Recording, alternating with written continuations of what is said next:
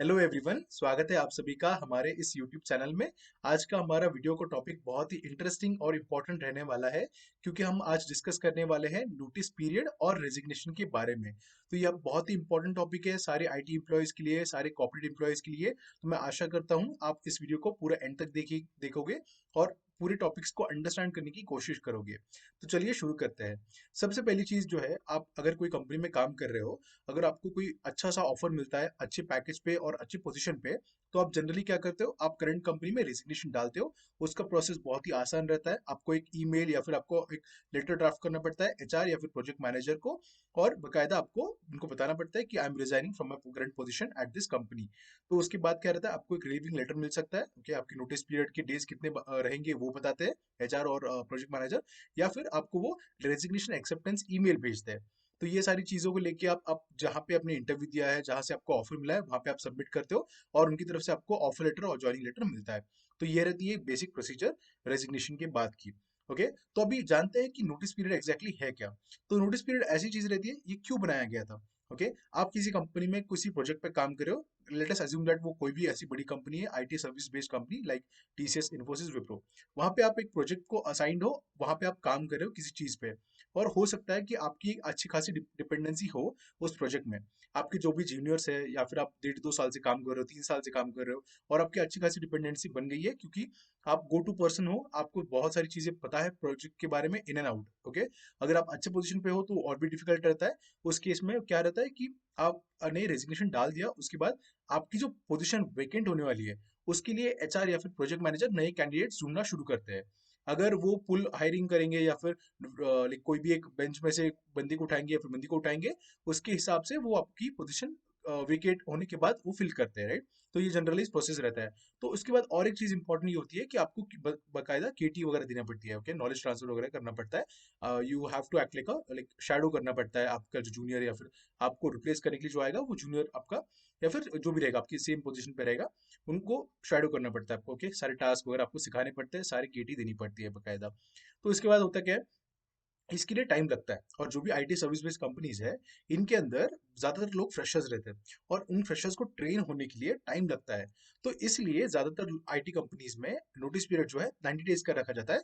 इसके अलावा और एक रीजन है कि उनको अगर टाइम लग रहा है कोई नए बंदे को या फिर बंदी को हायर करने के लिए, अगर आप अच्छे टीम टीम लीड या फिर अच्छे पोजीशन पे हो, और इंटरनल बेंच के अंदर या इंटरनल टीम के अंदर कोई ऐसा बंदा नहीं है जो वो पोजीशन फिल कर सके, तो उसमें उस केस में क्या होता है कि आपको पुल हायरिंग करनी पड़ती है, या फिर कोई और टाइप की हायरिंग करनी पड़ती है specifically for that kind of technology और that kind of role.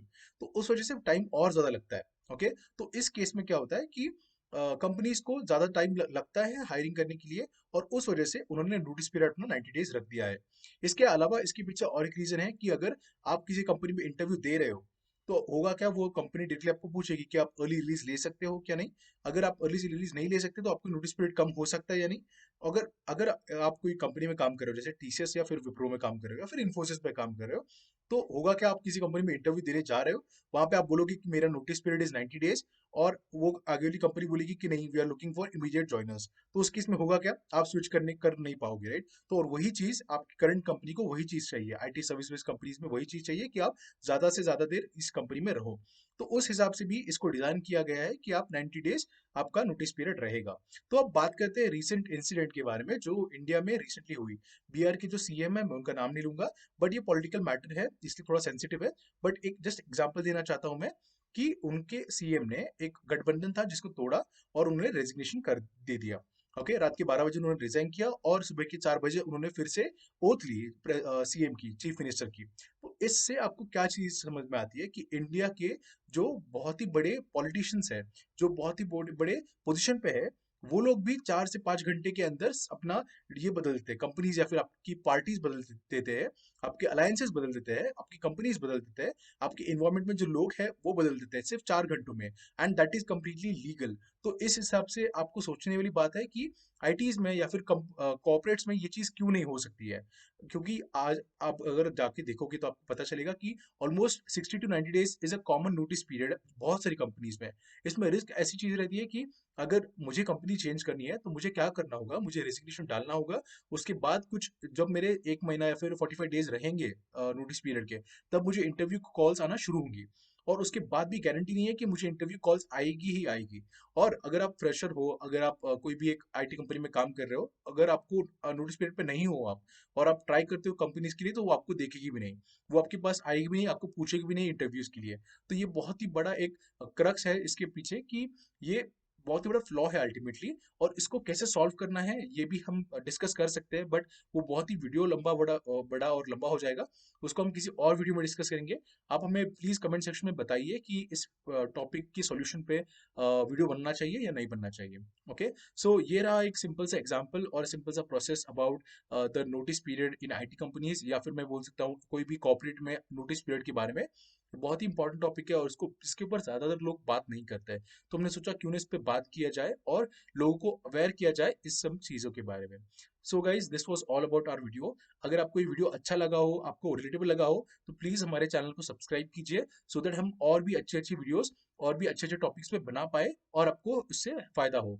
Okay guys, please like this video और ज्यादातर फ्रेंड्स के साथ शेयर कीजिए, क्योंकि ये बहुत ही रिलेटेबल चीज है। अगर आपको चाहिए तो हम इसके ऊपर एक सोल्यूशन वाला वीडियो भी जरूर बनाएंगे। बस हमें कमेंट सेक्शन में लिख के बताइए कि please make a solution video on this topic. Till then, keep watching guys, and please subscribe to our YouTube channel. Thank you again, bye bye.